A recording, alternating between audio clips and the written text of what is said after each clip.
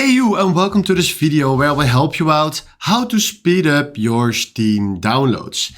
And for this, first of all, we click on Steam and then go to settings. And then right here, we click on downloads. And the first thing that you need to do is go to clear download cache and click on clear cache and click on confirm. After that, when you did that, we go up, and then we click here on download region on the Netherlands and select the region that is the most nearby to your place. Then he asks you to restart, and then please restart your Steam launcher, and after that you will come back right here. Solution 3 is click this away, go to Steam, check for Steam client updates. Then he will check if your Steam client needs to update, and then it says your Steam client is already up to date.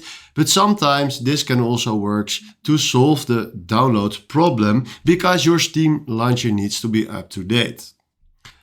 Then the other solution is the indexing options. So what we need to do is click this away, search for indexing options, and then right here you have this.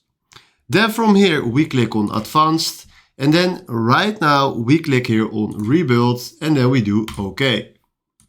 Then after this we click on modify and then we select the place that we want to rebuild. That is our C drive, and then we click on OK.